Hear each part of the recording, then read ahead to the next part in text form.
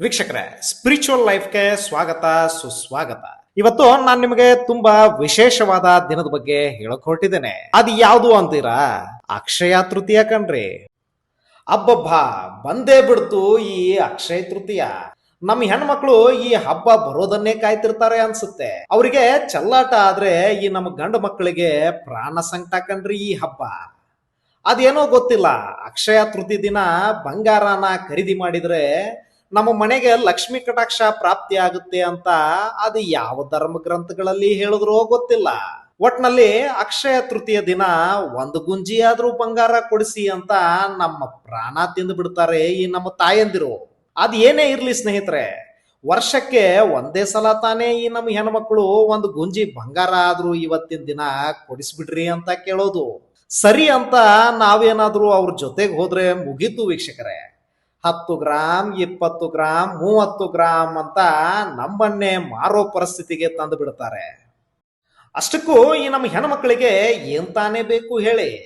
ಒಂದಿಷ್ಟು ಒಡವೆ, ಬಣ್ಣ ಬಣ್ಣದ ಸೀರೆ, ಮತ್ತೆ ಅವರ ಸೌಂದರ್ಯನ ಹೆಚ್ಚಿಸ್ಕೊಳ್ಳೋಕೆ ಒಂದಿಷ್ಟು ಪೌಡರು, ಇಷ್ಟೇ ಕಣ್ರಿ ಅವ್ರ ಖುಷಿ. ಅವ್ರ ಖುಷಿನೇ ನಮ್ಮ ಖುಷಿ ಅಂತ ಅನ್ಕೊಂಡ್ರೆ ತಾನೇ ಬಾಳು ಬಂಗಾರ ಆಗೋದು. ಅಮ್ಮ ತಾಯಂದ್ರ, ನಿಮ್ಮ ಗಂಡಂದಿರ ಗೋಳು ಹೊಯ್ಕೊಂಡು ಅದು ಎಷ್ಟು ಬಂಗಾರನಾದ್ರೂ ಕೊಂಡ್ಕೊಳ್ಳಿ, ಆದ್ರೆ ಅದ್ರ ಜೊತೆಗೆ ಈ ಅಕ್ಷಯ ತೃತೀಯ ಅಂದ್ರೆ ಏನು, ಅದರ ಹಿನ್ನೆಲೆ ಏನು, ಯಾಕೆ ಈ ಹಬ್ಬನ ಆಚರಿಸ್ತಾರೆ ಅನ್ನೋದನ್ನ ಸ್ವಲ್ಪನಾದ್ರೂ ತಿಳ್ಕೊಳ್ಳೋ ಪ್ರಯತ್ನ ಮಾಡಿ ಅಂತ ಕೇಳ್ಕೊಳ್ತೀನಿ. ವೀಕ್ಷಕರೇ, ಇದರಲ್ಲಿ 2 ಪದ ಇದೆ. ಒಂದು ಅಕ್ಷಯ, ಇನ್ನೊಂದು ತೃತೀಯ. ಅಕ್ಷಯ ಅಂದ್ರೆ ಯಾವುದಕ್ಕೆ ಕ್ಷಯ ಇಲ್ಲವೋ, ಅಂದ್ರೆ ಯಾವುದಕ್ಕೆ ಸಾವೇ ಇಲ್ಲವೋ, ಯಾವುದಕ್ಕೆ ಅಂತ್ಯ ಮತ್ತೆ ಕೊನೆ ಇಲ್ಲವೋ ಅದಕ್ಕೆ ಅಕ್ಷಯ ಅಂತಾರೆ. ಇನ್ನು ತೃತೀಯ ಅಂದ್ರೆ 3. ಹಿಂದೂ ಕ್ಯಾಲೆಂಡರ್ನ ವೈಶಾಖದ ವಸಂತ ಮಾಸದ 3ನೇ ದಿನವನ್ನ ತೃತೀಯ ಅಂತ ಕರೀತಾರೆ. ಹಾಗಾಗಿ ಈ ದಿನ ಏನೇ ಮಾಡಿದರೂ ಅಕ್ಷಯವಾಗಿರುತ್ತದೆ. ಇದನ್ನ ಅಂತ್ಯವಿಲ್ಲದ ಸಮೃದ್ಧಿಯ 3ನೇ ದಿನ ಅಂತ ಕರೀತಾರೆ. ಭಾರತದಲ್ಲಿ ಹಿಂದೂಗಳು ಮತ್ತು ಜೈನರು ಈ ದಿನವನ್ನ ಅತ್ಯಂತ ಶುಭ ದಿನ ಅಂತ ಆಚರಿಸ್ತಾರೆ. ಇನ್ನು ಜೈನ ಧರ್ಮದವರಿಗೆ ಅಕ್ಷಯ ತೃತೀಯ ಒಂದು ಪ್ರಮುಖ ಹಬ್ಬವಾಗಿದೆ. ಏಕೆಂದ್ರೆ ಇಲ್ಲಿ ಮೊದಲ ತೀರ್ಥಂಕರಾದಂತ ಋಷಭನಾಥರು ಇದೇ ದಿನ ತಮ್ಮ 400 ದಿನಗಳ ಉಪವಾಸವನ್ನು ತಮ್ಮ ಕೈಗಳಿಗೆ ಸುರಿದ ಕಬ್ಬಿನ ರಸವನ್ನ ಸೇವಿಸುವ ಮೂಲಕ ಕೊನೆಗೊಳಿಸ್ತಾರೆ. ಮತ್ತೆ ಶ್ವೇತಾಂಬರ ಜೈನರು ಕೂಡ ಇದೇ ರೀತಿಯ ಉಪವಾಸವನ್ನು ಆಚರಿಸ್ತಾರೆ. ಈ ಪದ್ಧತಿಯನ್ನ ವರ್ಷಿತಾಪ್ ಅಂತ ಕರೀತಾರೆ.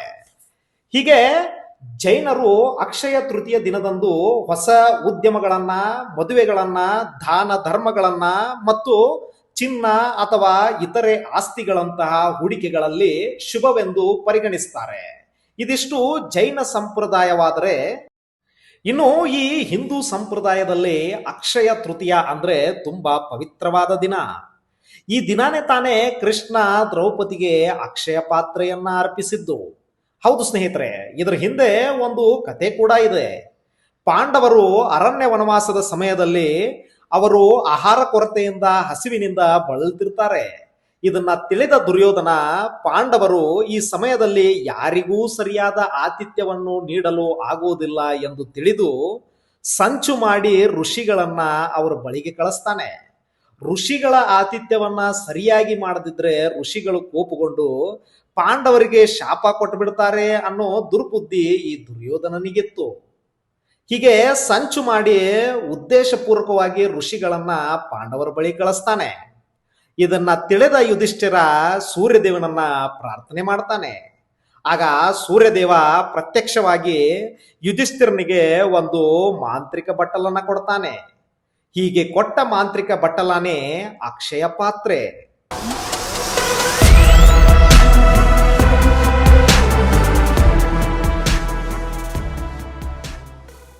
ಈ ಅಕ್ಷಯ ಪಾತ್ರೆಯನ್ನ ಕೊಟ್ಟ ಸೂರ್ಯದೇವ ಯುಧಿಷ್ಠಿರನಿಗೆ ಒಂದು ಮಾತು ಹೇಳ್ತಾನೆ. ಈ ಮಾಂತ್ರಿಕ ಬಟ್ಟಲದಲ್ಲಿರುವ ಆಹಾರವನ್ನ ದ್ರೌಪದಿ ತಿನ್ನುವವರೆಗೆ ಮಾತ್ರ ಇದು ತುಂಬಿರುತ್ತದೆ ಅಂತ ಹೇಳಿ ಸೂರ್ಯದೇವ ಮಾಯವಾಗಿ ಬಿಡ್ತಾನೆ. ಹೀಗೆ ಈ ಪಾತ್ರೆಯಲ್ಲಿ ಅಡುಗೆ ಮಾಡಿ ತನ್ನ ಗಂಡಂದಿರಿಗೆ ಊಟ ಬಡಿಸಿ ನಂತರ ತಾನೂ ಕೂಡ ಊಟ ಮಾಡಿ ಅಕ್ಷಯ ಪಾತ್ರೆಯನ್ನ ಖಾಲಿ ಮಾಡಿ ಬಿಡ್ತಾಳೆ ದ್ರೌಪದಿ. ಇದೇ ಸಮಯದಲ್ಲಿ ದುರ್ವಾಸ ಋಷಿಗಳು ಕೂಡ ಆಗಮನವಾಗಿ ಬಿಡುತ್ತದೆ. ಈ ದುರ್ವಾಸ ಮುನಿಗಳು ಮಹಾನ್ ತಪಸ್ವಿಗಳು, ಹಾಗೆ ಮಹಾನ್ ಕೋಪಿಷ್ಟರೂ ಕೂಡ. ಇವರ ಶಾಪಕ್ಕೆ ದೇವಾನು ದೇವತೆಗಳೇ ಹೆದರುತ್ತಿದ್ರು. ಇನ್ನು ಪಾಂಡವರು ಯಾವ ಲೆಕ್ಕ? ದುರ್ವಾಸ ಮುನಿಗಳ ಆತಿಥ್ಯನ ಸರಿಯಾಗಿ ಮಾಡದಿದ್ರೆ ಈ ದುರ್ವಾಸ ಮುನಿಗಳು ಸುಮ್ಮನೆ ಬಿಡ್ತಾರ?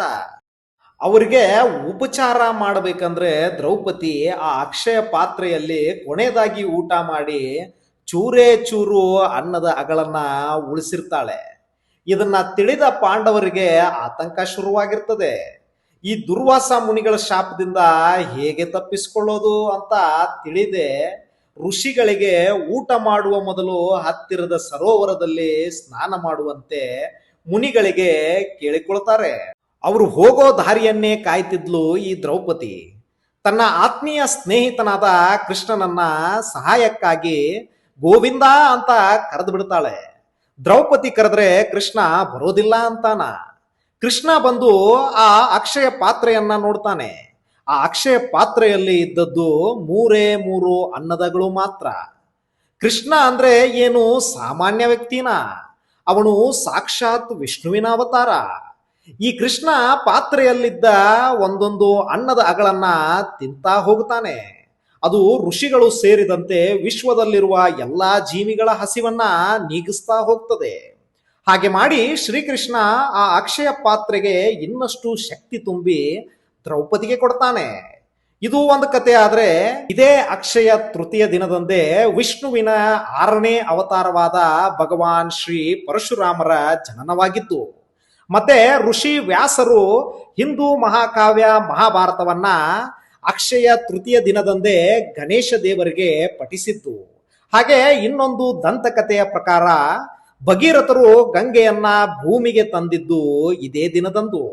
ಇದಿಷ್ಟು ಪೌರಾಣಿಕ ಕತೆ.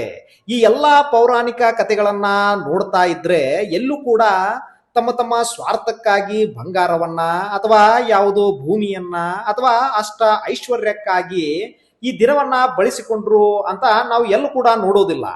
ಇಲ್ಲಿ ನಾವು ನೋಡೋದು ಇಷ್ಟೇ, ದೇವರ ಸ್ಮರಣೆ ಮತ್ತೆ ದಾನ ಧರ್ಮಗಳನ್ನ ಮಾತ್ರ.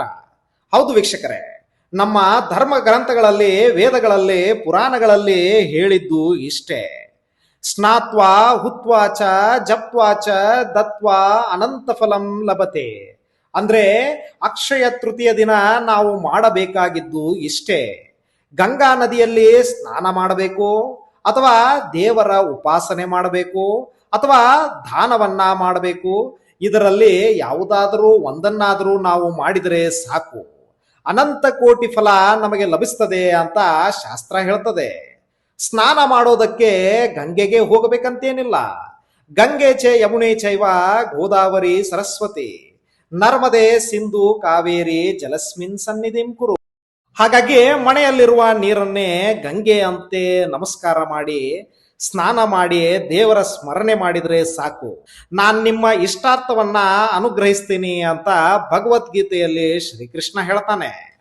ಹೇತು ಸರ್ವಾಣಿ ಕರ್ಮಾಣಿ ಮಹಿ ಸನ್ಯಸ್ಯ ಮತ್ಪರಃ ಅನನ್ಯನೈವ ಯೋಗೇನ್ ಮಾಂ ಧ್ಯಾಯಂತಿ ಉಪಾಸತೆ ತೇಷಾಮಹಂ ಸಮುದ್ಧರ್ತ ಮೃತ್ಯುರ್ ಸಂಸಾರ ಸಾಗರಃ ಭವಾಮಿ ನಚಿರಾತ್ ಪಾರ್ಥ ಮಯ್ಯಾವೇಶಿತ ಚೇತಸಾಂ.